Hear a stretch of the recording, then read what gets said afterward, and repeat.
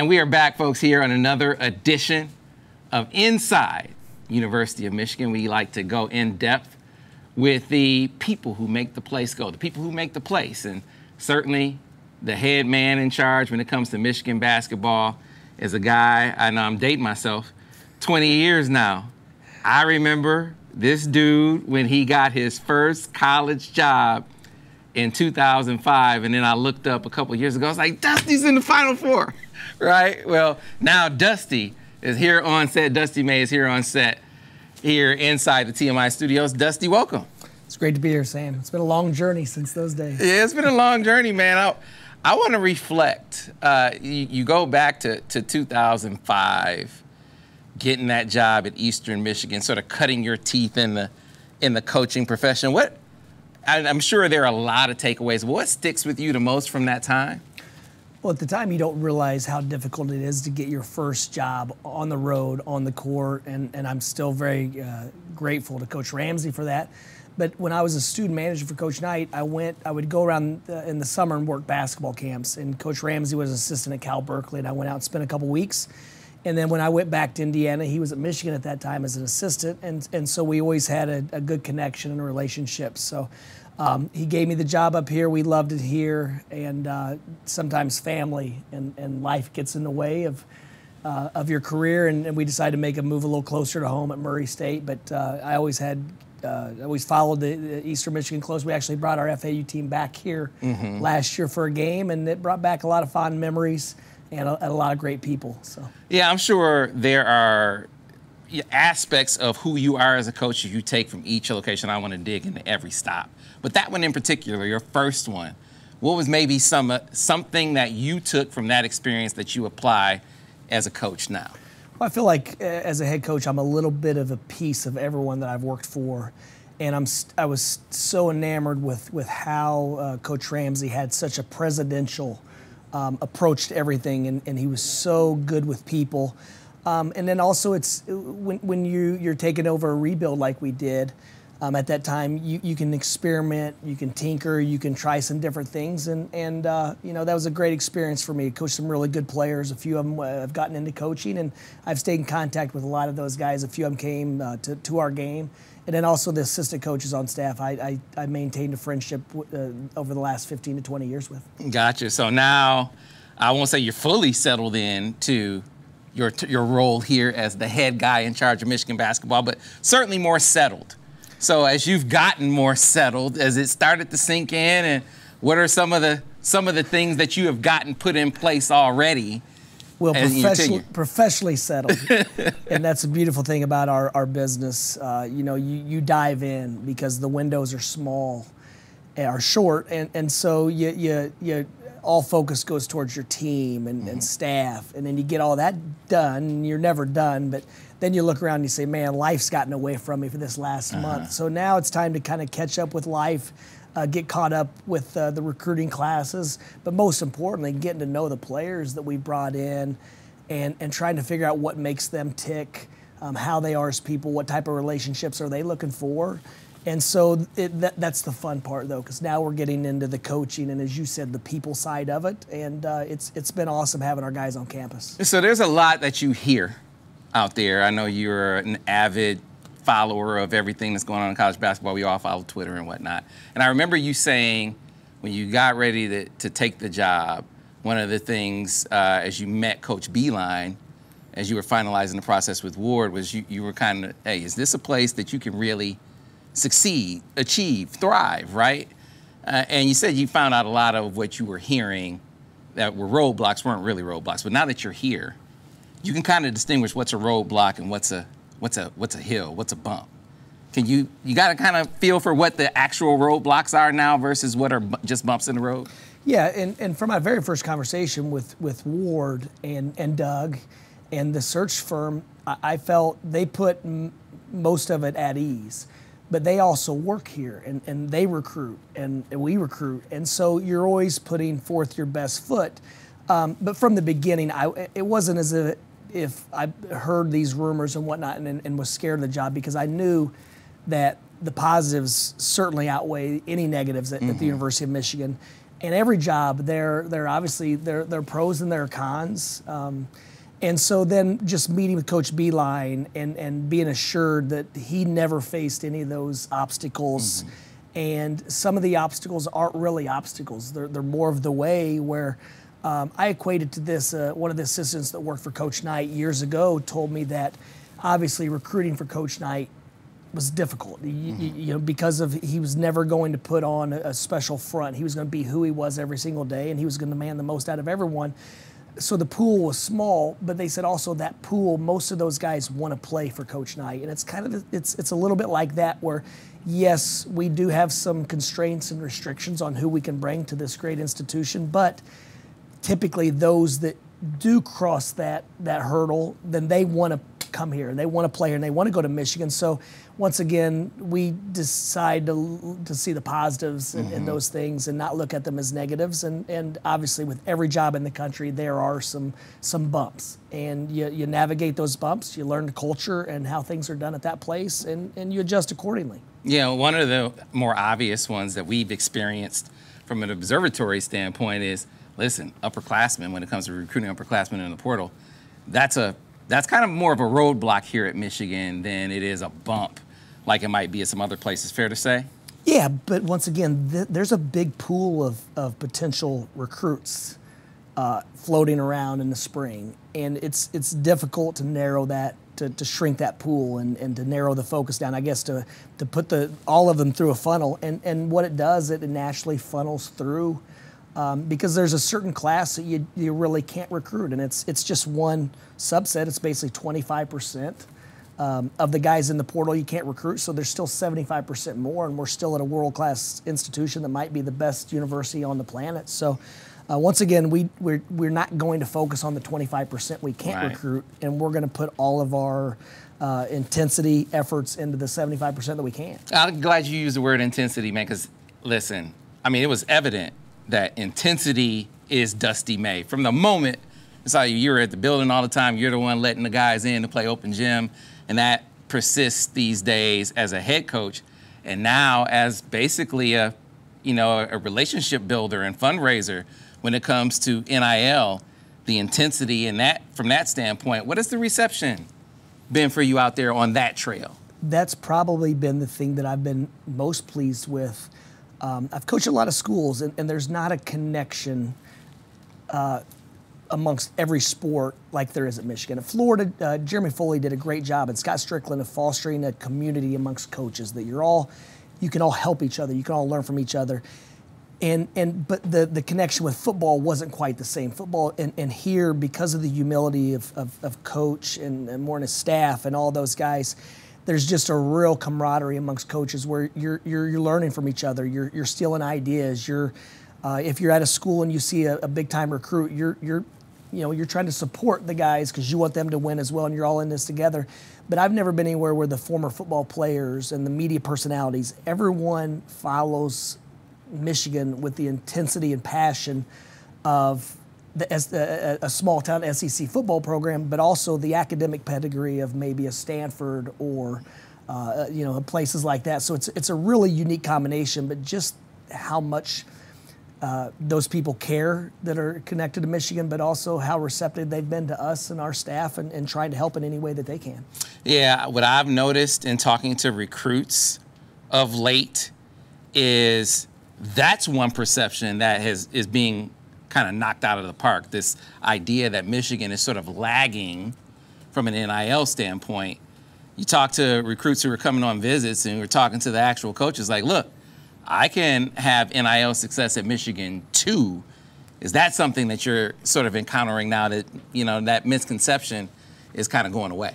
Yeah, we obviously had a late start, and the NIL component is a relationship-based piece as well. And as a new staff, we've had to develop relationships. We've had to, first of all, people, they don't want to give something that's unknown. They want to feel comfortable and a part of something special and with the same ideals and standards they have. So we've tried to, I guess, show everyone our vision, and the people that we've been in contact with, they have the same the drive, ambition we do. And so are we where we want to be? No. And when we make another big jump next year in that space, we're not going to be where we want to be then, because our goal is to be the best in everything that we do. And our goal is to be the best NIL basketball program in the Big Ten. We're not there yet, but we're moving closer, and things have moved quickly, and we're very, very happy with where we are today, but we're not going to stop, and obviously winning is going to help move that forward as well. Yeah, so let's get into the nuts and bolts of your current team, right? You got your guys on campus. When it comes to building a culture, once you get it built, it perpetuates itself, but it has to start. So what, as you've built programs, been a part of building programs and actually built program yourself, how do you do that? Like, what is when you're laying the foundation, what are the things you do to sort of set the culture for your program? Well, the culture is in the infancy stages is before we start recruiting players. We identify players and people that we want to be around every day, we want to work with, and we think fit who we are. And then it also, the next step is what we sell in the recruiting process. And if we're telling every one of our players, you're coming in and you're going to get the shots, and we're going to run the sets for you, and we're going to play through you. If we're telling 13 guys that, obviously when they get here, I think they're going to share stories. And so we, I guess, made a very conscious effort to be brutally honest in the recruiting process. These are our plans. This is what we see. Obviously, plans can change, and we are wrong, and sometimes we're wrong in your favor, and sometimes we're wrong in someone else's favor. But this is what we foresee happening. And then when they get here, spend a great deal of time with them, try to figure out how they enjoy learning the most, and tailor our coaching to how they're going to be at their best. But that's the big picture of the culture. Everything else is an environment that we create every single day with energy, enthusiasm, how we move, how we operate, how we communicate with people on campus, how we communicate with each other. Those are the daily things that we're worried about. And then we just, our culture is about 1,000 unwritten rules. We don't have this is what we do. We're adjusting, and we just try to explain that this is how we do things, and then it becomes contagious. But we've got guys in our locker room who've they've been a part of great cultures and environments themselves, so they're helping bring their touch to it as well. Yeah, you got a guy who's been a part of your great culture, which obviously has to help in establishing this one. But yeah, you know, one of the things you see coaches, they sort of arrange time. They go off to some camp somewhere and arrange time for the players together. What I've noticed just from talking to people around town, like your guys are, even though they're just getting to know one another, are spending a lot of time together, whether that's leisure time, whether that's, you know, working out, you know, getting some open run themselves. That part of your culture seems like it's really building on itself right now. No question. When you look to the right and to the left and you really care about that person as a human being first, and you have a personal relationship with them, then you're going to play a little bit harder for them. You're going to communicate a little bit differently in the face of adversity. And our guys, they seem to fit from a personality standpoint, where there's some quiet guys, there's some very talkative, outgoing guys. The younger guys have been integrated in with the older guys socially. And so we haven't formed any cliques yet. It seems that you know, these guys are all very, very like-minded.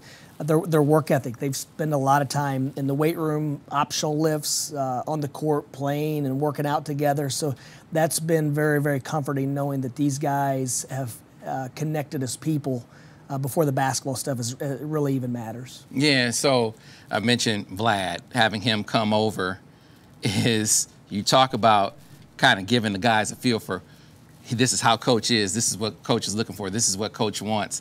That is awesome to have.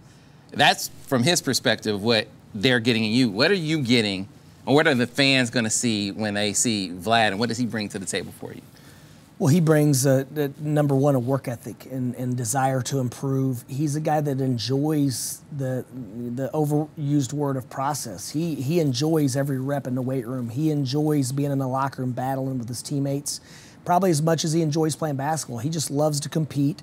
And so that's probably the characteristic he's going to bring to our team as much as anything, a willingness to do whatever it takes to win, to figure out a way within the rules to compete, to play with physicality, to share the success with his teammates.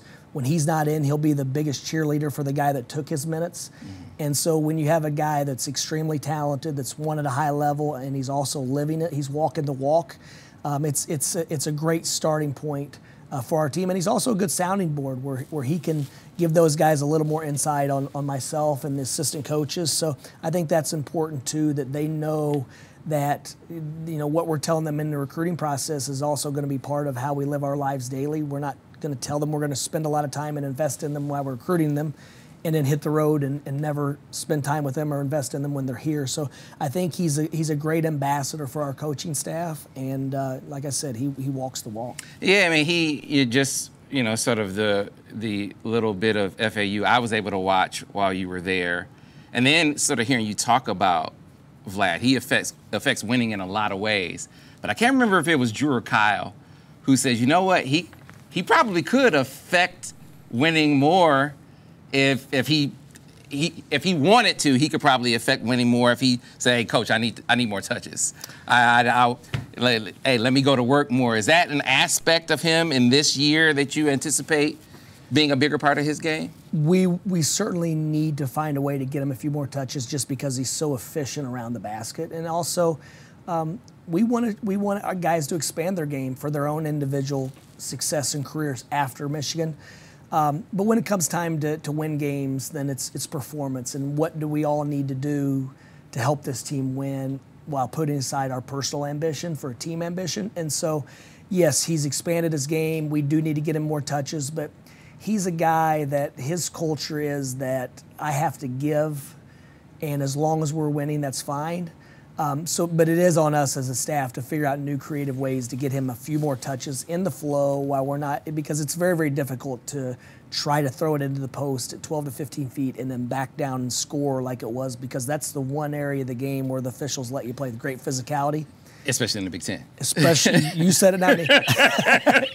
We only played 2 Big Ten teams last year, so I'd like to say I've heard that, but I've also felt it. So yeah, so I mean, I wonder, and this is one of the questions that I hear a lot from fans. Hey, the physicality of the Big Ten, is that going to affect how Dusty's approach? And you said you're going to play fast, you're going to get up and down, but in a league where they're trying to bump you at every turn, does that affect what you do and how you do it in any way, shape, or form? Yeah, we have to keep that in mind, that the Big Ten is known as a ground-and-pound league.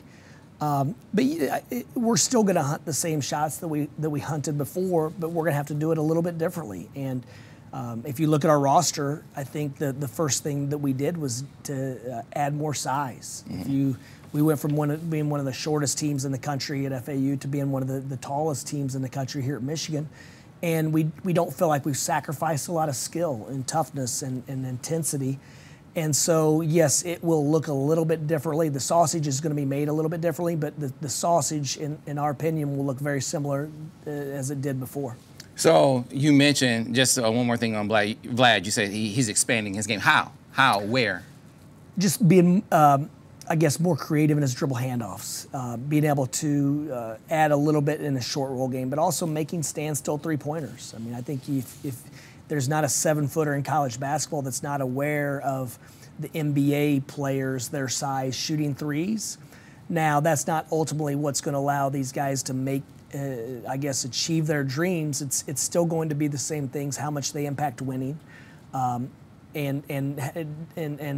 do they put pressure on the rim? Do they protect the rim on the other end? But there is a cherry on top that if you can make a jump shot and if you make your free throws. So he's just continuing to add a little bit, but his foundation is still the same. That charge circle down there, that smiley face is still, that's his territory, and we need him to take care of it this year. So you know him, but like you said, you're getting to know the rest of the roster, especially when you're bringing in these guys who have played a lot of college basketball already, like, for instance, Roddy. So you sort of said you can't tell every guy we're gonna get you a certain number of shots and this and that, but he seems like one of those guys that was a message that you kind of delivered to him. Well, we think Roddy's naturally going to evolve into like a main player and a guy that has a unique skill set. He's a lot more like our FAU guys than the rest of our roster. But every team needs certain components. And first and foremost, we believe in Roddy's jump shot. I know his percentage wasn't great last year for a number of reasons. He got caught in late shot clock several situations. They didn't have a great cumulative level of shooting, so he didn't have as much space as hopefully we'll have because hopefully our guys make shots. But he just has the ability to get downhill and draw fouls, and we think he'll be a very good catch and shoot guy. But we need him to be a lockdown perimeter defender and an elite offensive rebound and someone that can steal some dunks and layups in transition by getting out and using his athleticism. And we pitch ahead to him, and playing 3-on-3 is a lot easier playing 5-on-5 in this league. So we do think he'll be a big part of what we do on both sides of the basketball. Yeah, I know there's only so much you can glean from, like working a guy out until you get the team all together and you're actually practicing. I guess that's the first question. What have you actually been able to do with the guys so far? We still don't have a full roster practicing yet. Bumps, bruises, and orientation, whatever the case. We've had about half of our roster. We add a couple more each day, and then maybe one goes out with a tweaked ankle. We're not going to play a guy now with a minor injury. The guys that could play during the season, they're going to sit out now and get back to 100%. But we've seen a snapshot of just about everyone on our roster now, and it's been fun to see them where they are now, and also we have a chance to maybe look at it differently. Like, are they what we thought during the recruiting process? Yeah, that's the film? Yeah. And a couple of them, hey man, he's probably even better than we thought.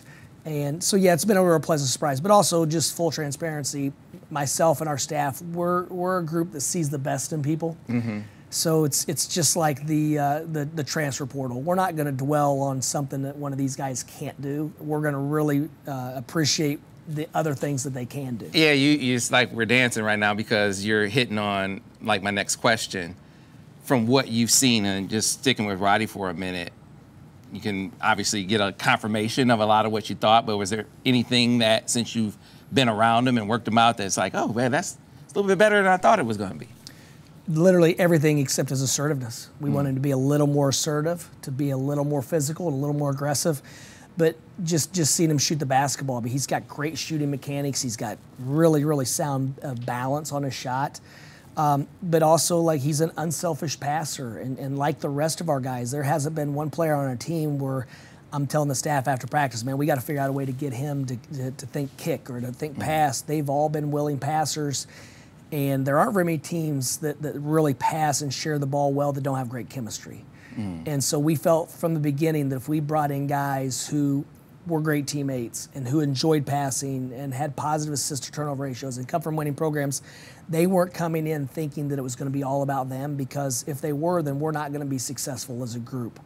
And so they've all been willing passers. But Roddy has shown a little bit of everything like we thought. But like I said, I've been very, very, pleasantly surprised with the shot mechanics. Yeah, just on paper, outside looking in, I look at him as, okay, he's one of your potential alphas. I don't know if that's being too presumptuous, but just his experience in this league, looking at his game, he looks like a last shot guy.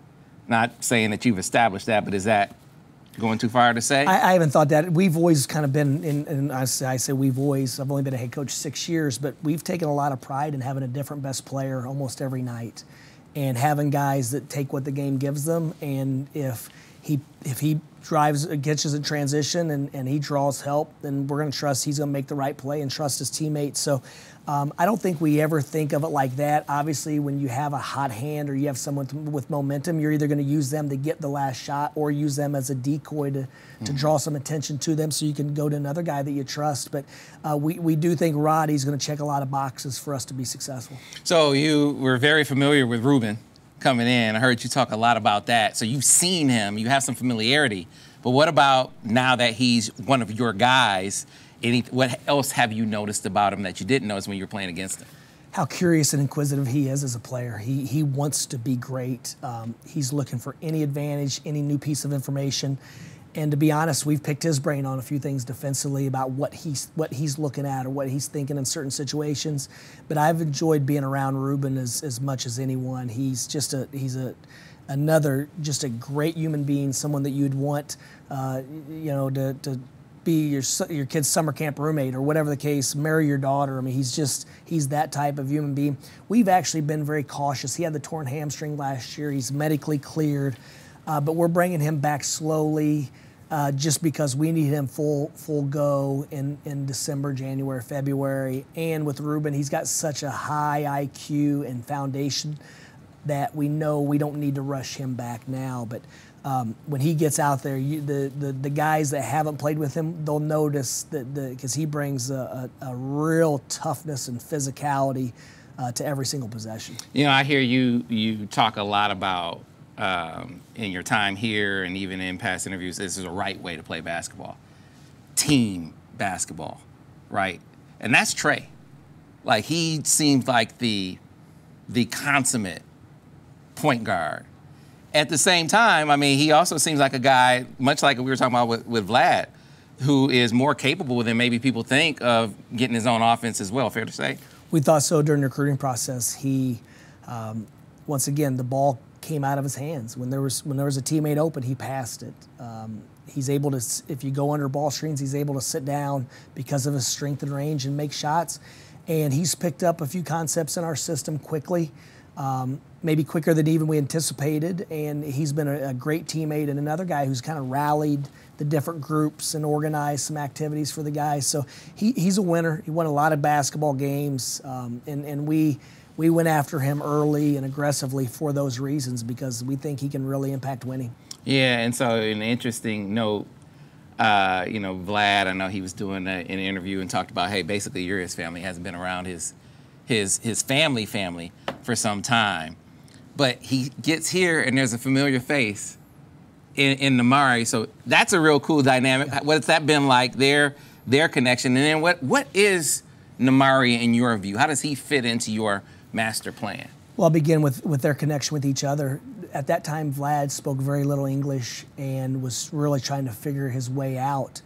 And Nimari at that time was a McDonald's All-American young player, so they were at such different phases of their life.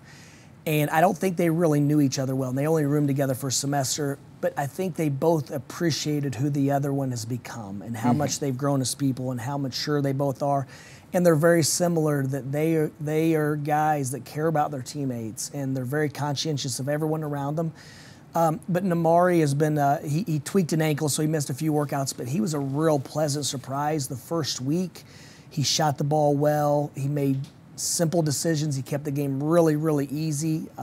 Defensively, he was making an effort to pick up on a few things that were a little bit different than they'd done in the past. And he's another guy that really appreciates Michigan for more than just being a basketball player, for who he's around, what it could lead to as far as mentorship and life after basketball. But he's got a lot of good ball left in him, and we think because of the situation right here, right now, that he's a perfect fit for what we needed, and going forward, he'll have an impact on this group. Yeah, the interesting thing about him is he's a super versatile guy, can do a lot, but it sort of felt like watching him last year that it kind of took him out of his game somewhat, the amount of running offense they asked him to do. Not to rehash history, but I'm curious, do you anticipate that being different with what you do? Is he going to be as much of a trigger man as he was asked to be at times, or is he going to be more of a guy who, hey, you're going to get him some shots, he's going to come off some screens and get him some looks? I've only watched a handful of games of last year's games, and so sometimes when you lose a couple close games, guys maybe try to do a little bit too much, and it's not out of selfishness, it's not bred out of anything that's not pure. It's just they're trying to win, and there's different ways to go about it. We just want Nimari to be the best version of himself, and we think if he takes the shots when he's open and he's not pressing because he doesn't know if he's going to get it again, or he's not confident his teammates are going to pass it, then he'll be a very efficient scorer for us. And at his size, we need him to be a real sound perimeter defender. He needs to be better at not fouling and guarding the ball one-on-one, but he's certainly capable. He's shown it over the different points of his career, and he's a really smart player, and he's a guy that we've really enjoyed getting to know and being around every day. Fortunately, he decided to stay because I think he'll look back and he'll be thankful of the role that he created for himself and the situation he's in. Yeah, and Will did too, and he's looking different physically. Look like he's he's got a different physical profile in there. So what about Will, and what have you discovered about him in your time? Obviously the strength coaches pour into these guys, and the Coach Aldred, everyone knows how I feel about him. But these players, Will, for example, they are the ones putting in the hard work, the elbow grease, and he's transformed his body. When I watched film, I saw a rugged, too physical. He didn't know how to foul without getting caught fouling at times. And he was so eager to play, it was almost like he wanted to send a message, Lane Beer style, that, hey, I'm here. And so he's went from being, out of necessity, a backup 5 to being a guy that I don't know what position he's going to be. If he's playing the 5, then we're going to be picking and popping him, and he's going to be bombing 3s. If he plays the 4, there's really no difference in the 1, 2, 3, 4 for us, and so we're very confident in his decision-making, his passing, his efficiency, handling the ball and driving and kicking. So I don't know what it's going to look like, where he's going to play, but I think he's going to have a real breakout year for us. If he can play half as well in games as he has been in workouts, then I think the Wolverine Nation's going to be happy that Will Tschetter decided to stick around. And like Nimari, though, more importantly, I've enjoyed being around him every single day. The staff laughs that he might get more done by 7 p.m. every day than anyone we've ever been around. I mean, his day, he's got such great discipline and routine and regiment. And he's also just so cultured, where he's fishing, and he had a garden with Coach Howard at his house. So he's one of those guys that when you're around him, you feel great positive energy, and you're probably going to learn something new. And so the other thing that we can notice about him is, like, he seems like a natural born leader. I know that that has to evolve with different teams, who the leaders are, but it feels like he has those characteristics. Has that started to emerge within this team concept? I think so. When you play as well as he has, and players are players. They've been around this a lot. They join new teams, and they take a big deep breath and smell the situation, and they're filling each other out. And I know that he's earned everyone's respect as a player, but more importantly as a worker and as a teammate. And he's another guy that, just like Vlad, he's not going to play or shoot as much as he deserves to, but he's going to give to the team. Now, he's still going to play and shoot a lot, but winning teams have guys that are capable shooters, but they don't hunt shots. Or they could probably play 30, but they play 24 or 25, because they take pride in giving and everyone having a say and an impact on the game. And I think Will is going to be one of those guys where there's going to be nights where he's our best player, and there's going to be other nights where he needs to play a role where he's setting great screens and doing all the dirty work. And by nature, we know he's going to do that, because he almost killed Coach Isley's son the other day in practice with a couple screens. I had to tell him, like, Will, come on, man. And that's just how he plays. It's hard for him to turn it off. Hey, man, that's one of the things you coach, screening, right? Yes, we like to get whatever we can do to help our teammates be better players. That's what we're teaching.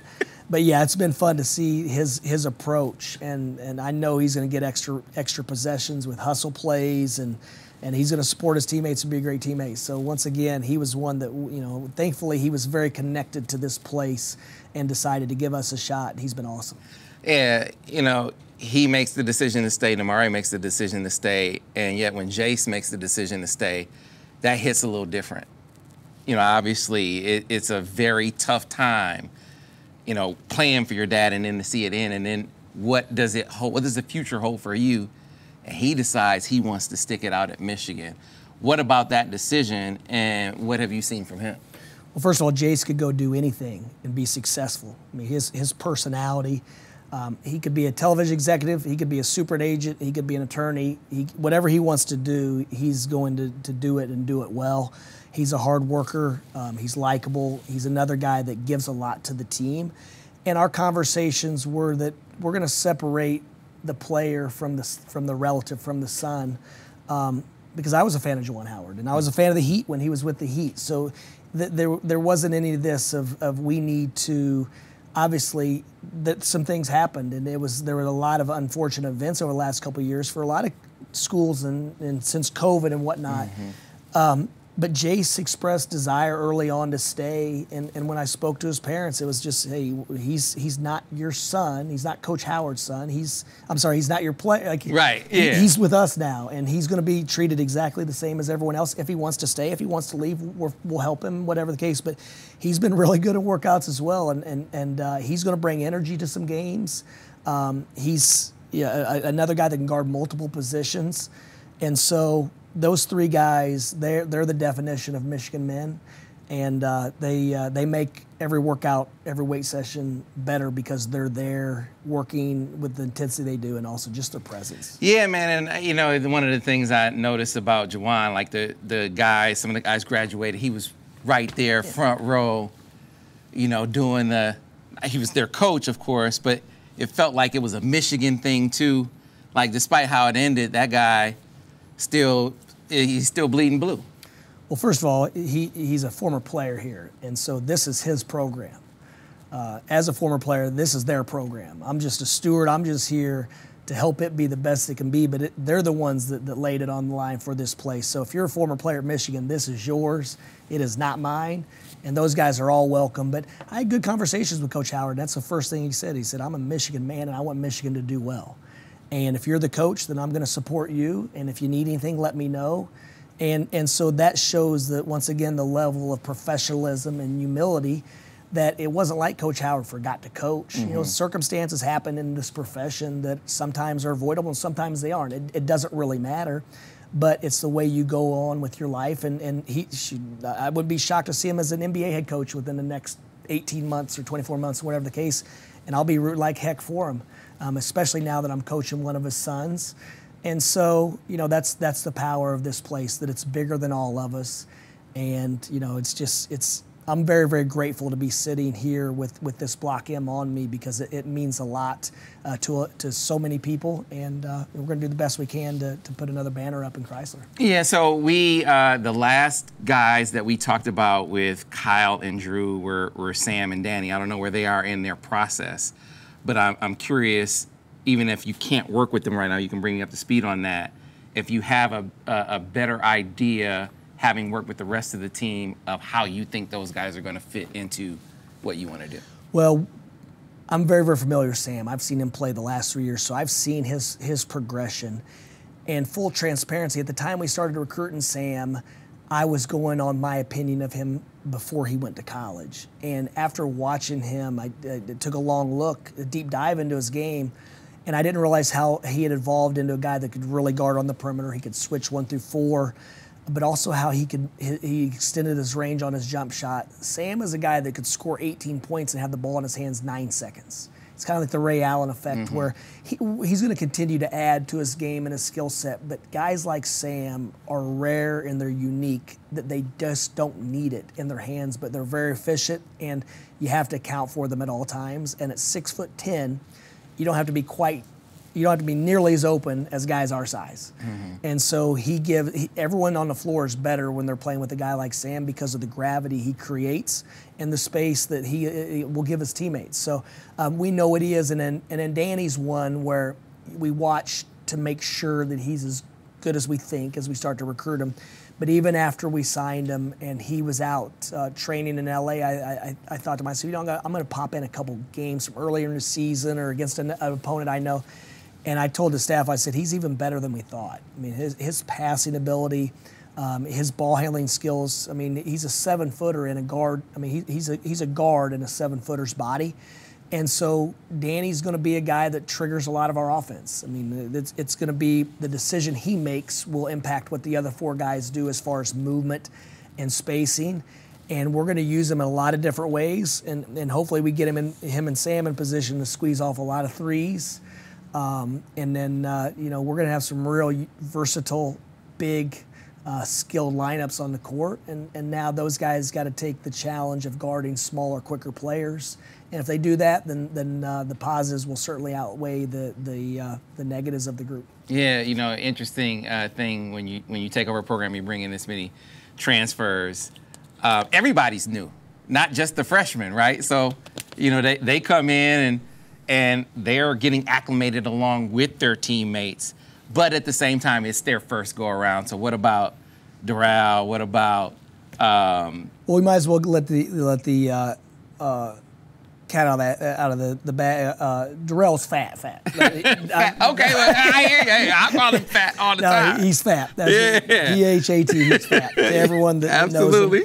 So y'all heard it here first. Phat has been he's been only doing non-contact stuff. Yep. But as I found out when he came up and spent a few hours one evening, he's another guy that takes a lot of pride in this block M and winning and working at an extremely high rate. Justin Pippen got off to a really good first week, and then he had a minor injury. And the same deal, where if we had a game tomorrow, he would play, but we're not going to force these guys back or encourage them to come back in June or July when there's so much time. But he showed he showed a maturity to his game and a shooting ability. I didn't realize that he was this far advanced in his ability to make shots. And his poise, his leadership. Obviously, freshmen, it's difficult for all freshmen all over the country because you're going against so many older players, but he was a real pleasant surprise his first week. And then Lorenzo, LJ Cason, he goes by LJ. He's shown a real, I guess, uncanny ability to get to where he needs to get to with the ball, to fight over ball screens. He's even, we knew how good he was. We felt like we'd stolen one at FAU. And when he went into the portal, or when he decided not to go to Boca, there were several SEC schools that went after him aggressively. And it just shows the loyalty for him to come up to a place that he didn't know much about other than the Fab Five and Coach Beilein's teams and the Final Fours, all that, to come up to Michigan, a place he's never been, to join us. But man, he's been even better than we anticipated to this point. He's got some real special characteristics as far as toughness, confidence to him. That's one trait that, as I get into this a little bit longer, that level of belief and confidence in yourself could be a separator with as much pressure that comes with all the things that are on college athletics now. And that guy, man, he's afraid of no one. Yeah, man. You mentioned you felt like you stole one at FAU, and that was what came over me. And watching him, I talked to Akeem about it, and Kyle and Drew. It felt like you stole Jonell. You stole one in Jonell. It feels eerily similar with how good LJ looks to be. Well, you put out Jonell. We feel like we stole a lot of guys. but yeah, we probably should have showed up with a ski mask some days. But if you look at just where all those guys are, Elijah Martin, I think he had one Southland offer whenever we took his commitment. And you could go down the list. Vlad's obviously here. Jonell's at Arkansas. Nick Boyd's at San Diego State, a perennial top 20 program. Brennan Laurie is at North Texas. Isaiah Gaines is at Radford. So those guys have all spread out, but. And then the class we signed, we came off the Final Four and signed 4 high school players when everyone was saying you're crazy, you could just stay old, keep recruiting older guys. And we just wanted to keep doing it the way we enjoyed doing it.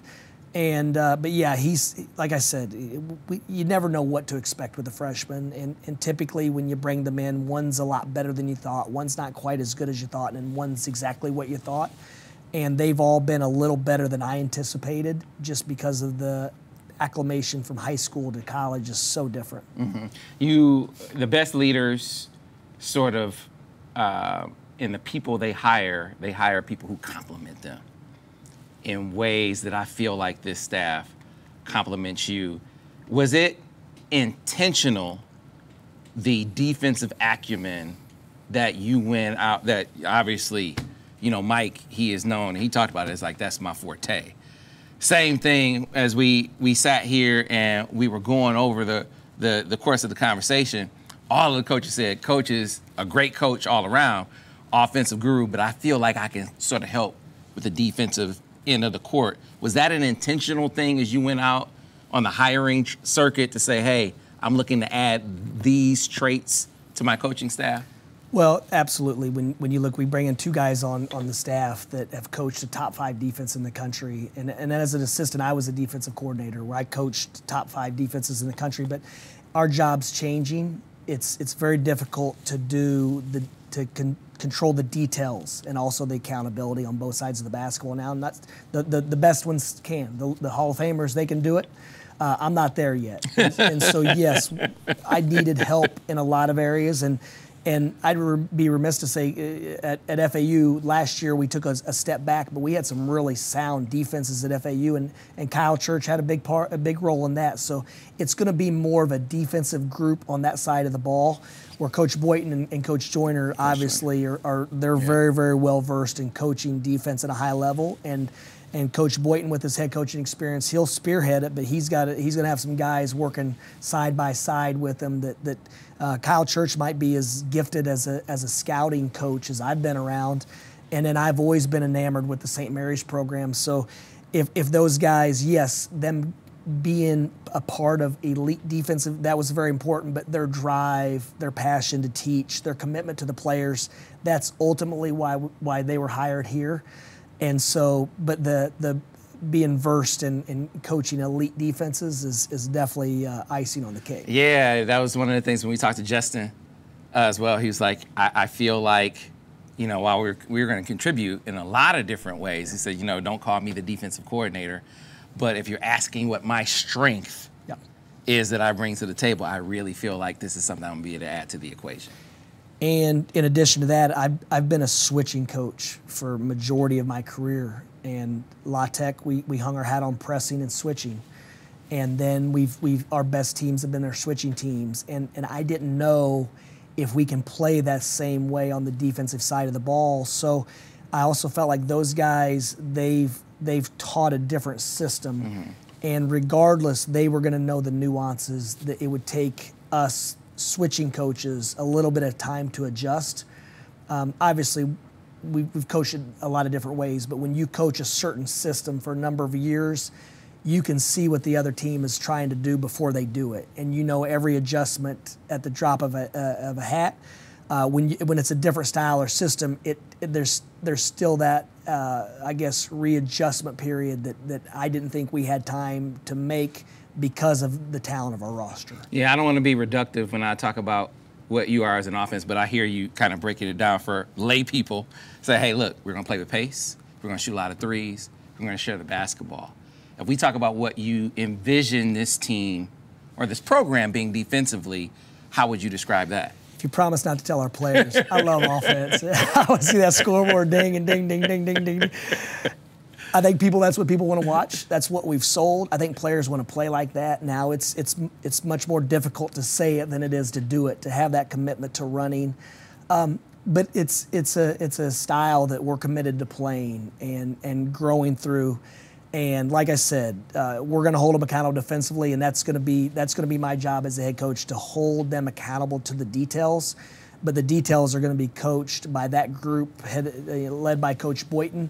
And then the offensive side of the ball, it's going to be myself and Coach Akeem and KT and those guys. So we have groups that we're going to obviously work together. But I spend a lot of my time trying to figure out the best way for us to play offensively. And then the defensive side of the ball, as you're studying offense, you should be studying what works defensively and trying to think of how you would respond to these situations and whatnot. So it's not as if it's just offense, but we need to get stops so we can run and go score. Mm-hmm. Absolutely. So, so much of the conversation that we're having, I focused on, hey, you just started working with this guy. What did you notice that maybe you didn't understand during recruiting? Same thing applies with these coaches. Mm-hmm. Obviously, they wowed you enough to hire them. But now that you've actually worked with them and been around them, what has kind of stood out with, man, this is even better than I thought, starting with Mike?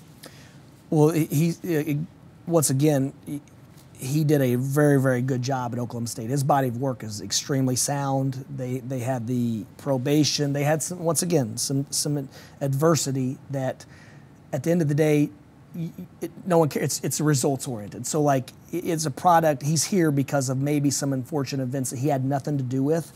But I was, blown away at how much he's attacked being an assistant coach and reverted back into doing that role at an extremely high level, probably better than he did before because he had sat in that seat. He's made every day that I've been here a lot more enjoyable and a lot easier. And also he's been an amazing sounding board for me that I can you know, he's sat there, so he knows my insecurities and what I'm going through and having to be on all the time. Yeah.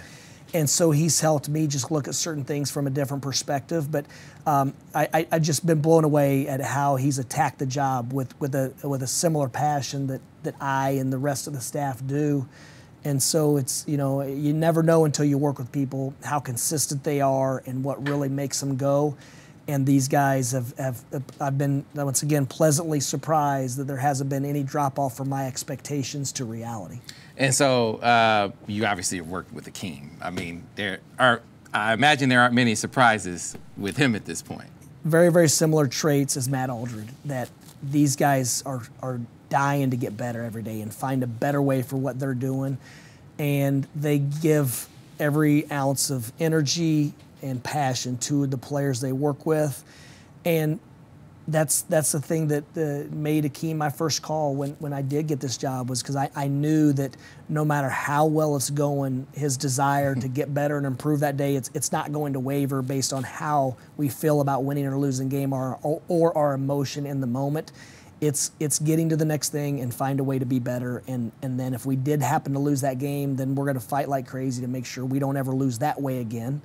But just the desire to improve, and when you have that mindset, that real growth mindset, it's enjoyable to be around every day. And then, of course, Justin, who we talked a little bit about already, his defensive acumen, but being around him every day, what have you noticed about him that maybe he didn't really fully account for in the hiring? He's very connected in recruiting on the West Coast, and we do think California, there's a lot of really good players that are great students, and they think very highly of this university and basketball program. So, number one, the recruiting footprint, and it's an area that he's probably not going to be stepping on anyone's toes in other areas, and relationships where each guy kind of has an area of the country that they're very, very strong in. They're trusted, they have relationships there. And so it allows us to cast a bigger net as opposed to the guys recruiting the same areas they've always recruited. But with Justin, he's like me. He's a psychotic competitor. That's a quote. We go run stadiums and we're trying to kill each other. and finally, we just had to go to different stairwells. But he's another one that he's sacrificed a lot. He left a very, very, I don't want to say comfortable situation, because when you work for Randy Bennett, it's extremely, everyone in the program's uncomfortable because of how hard they work and what they put into it. But he left a very, very, he left a great situation that you can almost book it. They're going to win 28, 30 games next year, to come take a chance and grow and see something different, and be a part of a different program. And he's already added a lot. Those guys, it's their intangibles more than their ability to coach ball screen coverage. It's the passion they work with, how great they are on the court as teachers, and how every moment of every day they're trying to bump into one of our guys to pour into them and develop a relationship. And like I said, they're all very relational. They're excellent teachers, but they have the drive and passion to try to chase a national championship. Yeah, so winding down here, we've been seeing some of the photos just of guys showing up in the building. So Trey Burke, who, I mean, been knowing Trey since he was a sophomore in high school, one of the greatest players to ever play here, and then he shows up in the building. What was that like to see basketball royalty? Just first of all, just being a fan of guys like Trey and Jordan Poole and Hardaway and Glenn Robinson, like even the guys that aren't known, like Styles, because the NBA, like high draft picks. Like what's been really fascinating is if you go some places and the pros come back, they look like they all won the DNA lottery. Right? Where these guys walk in and you're like, man, that's elbow grease, that's intelligence, that's toughness, that's work. Because Trey's not a 6'7" guard. Now, obviously, Karis LeVert, he's a little bit of both. He's a late bloomer, but I mean, he's a 6'8" guard. But I mean, the guys that I've met and been around, like those guys are the ones that they've went out and earned it. There's been, they just went and got it. And Trey Burke's a lot like that. But all those guys have been very, very open, and they want to be a part of the program no matter who the coach is, and that's what you want. But I've connected with a lot of former players. I got to pick it back up now. But I the first several weeks on the job, I was trying to call 2 or 3 guys a day, just random generations, just to get a feel for what Michigan was behind the scenes, and it was as consistent as anything. I mean, everyone said they got jobs because of their alumni connections, and also just playing here. And if you earn a degree from here, you're showing a different level of commitment than you are other places. So Coach Beilein pops up, and obviously you guys have formed first your fellow Michigan coaches, but part of the hiring process, and he said, whatever you need from me, I'm here for you, Dusty. So what has that been like? What has that correspondence been like, and having them around the building the other day? Well, you have a master teacher. You have a guy that's done it, that's built something, built a couple different programs and was never an assistant coach. So he has a real unique perspective. But for me, I'm a basketball junkie, and I spent a full year studying his offenses and defenses at West Virginia, and then watching how he evolved into a different coach here at Michigan than he was there, and how he adjusted to the players and the times. And to sustain success like he did his last several years here is something that we're all chasing. I mean, we all can have I don't want to say we all, but there are a lot of places that have a flash of success. And for him to sustain the program like he did was simply incredible. I've enjoyed it. He's given great advice. He's told me certain people I need to connect with. He's streamlined a lot of my processes. He's actually recommended his barber, and I told him I got to see a better haircut for it. So he's been great helping me adjust to life as well, and just giving me good advice. And because of having to fill a full roster, I haven't been able to spend as much time as I'd like. He gave us a couple of his basketballs that really help shooters, and they're proven. And so I told him, I said, we need a few more. We got several players. So he's been awesome. I mean, but like I said, he's a Hall of Fame basketball coach that loves this place. It's almost as if he hung a banner as a player here, and he's just someone that's really, really invested in Michigan and just wants us to win and do well. And he's been a great resource so far. One of the things I've learned from all you coaches is you don't do this alone. And I don't just mean your assistants.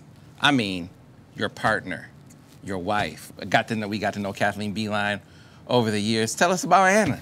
Anna, she's much more in the behind the scenes.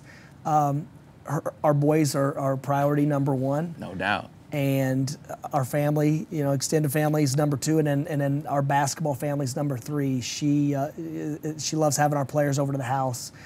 They're very, very comfortable at our house, and that's a credit to her and my sons. But she's a great human. I mean, she's weathered the storms of this coaching profession where I think when you're in your mid-20s and you're as ambitious as some of us were and are, we just go take on that next job and that next challenge, and we leave a wake of finding jobs in schools and moving companies and all the details that go into it. And that's where we are now, where she's had to handle everything. And on my end, it's like, man, life got away. And so we got to get caught up and get situated. But she's been a great mother. She's been a great wife. And there's no way that I would be sitting here if she didn't support in so many ways throughout our career. Yeah, right. So Jack, Charlie, Eli, any coaches in that? Jack actually just accepted a job in the Miami Heat video room. Okay. So I'll see you in a couple years, Jack. No, that's a badge of honor. The Miami Heat, especially when you live in South Florida and you observe the culture and the loyalty to each other and to the family. What a privilege it is for him to be able to crack in there, even on a very, very low level, especially as he's learning the business and learning how to coach and who he's going to become. He played for a couple different coaches at Florida. And so I'm excited for his career. He actually is leaving tonight. He came up to work camp and got the offer, and like a lot of us do, we're out of there. So he left the camp, and then Charlie's going to be a walk-on for us, and Eli's going to be a student manager for us here as a freshman. So they're excited as can be to be a part of Michigan and to be around the people that they can learn from. That's another thing. When you work in a place like this, the teachers, the professors, the people you're around, and within the athletic department, there's so many world-class, I guess, performers and educators that you're around that it's inspiring to want to be better and to try to be at their level. Yeah, man, fantastic. That's how you do it. If you can have your family be a part of your basketball family too, you can do both at the same time. Thankfully, they all love hoops and love what this gives us, because obviously we receive a lot more than we give. by having these great players who are great people around us, and then also, obviously the staffs do the heavy lifting. Yeah, so 2 things on your way out, Dusty.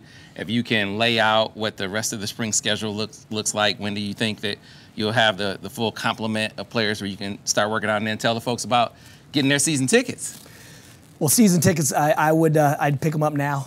They're going to be much more difficult to get this time next year, and you'll be very, very proud of the way that our players are going to represent the University of Michigan and the athletic department in our basketball program.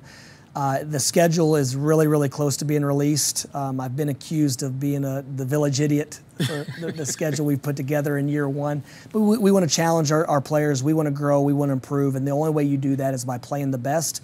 And so we've put together a very, very challenging schedule that we're excited to go compete against these teams. And then I meant, as far as the schedule, the remainder of the summer, everyone's here, it sounds like. When do you get a chance to get your hands on the entire group? Do you have that? Yeah, very, very soon. I think we'll have everyone. I don't want to say that because we still have a couple minor injuries. I would say in 2 weeks we'll have a full complement of players. Our roster will be pretty much intact. We still do have a spot open that we're just kind of just observing. We're not anxious just to grab a guy, because you don't want to get a situation where it's subtraction by addition. We don't know what we'll do with the last spot, but we do anticipate having the full group together very soon, and we can't wait to just, I guess, look down and see this group together, and excited about what we can become, and what all these pieces can become, and what the puzzle will look like. Well, you didn't know this, man. We had the Dusty May train going up here a long time. It's like, well, hey, if you got to start new, let's start with my man Dusty. Yeah. Well, and it came true. That's flattering, and I appreciate that. So let's get everybody out to those games, and let's turn Chrysler into a heck of a home court environment. Dusty May, thanks a lot for your time, man. Appreciate it, man.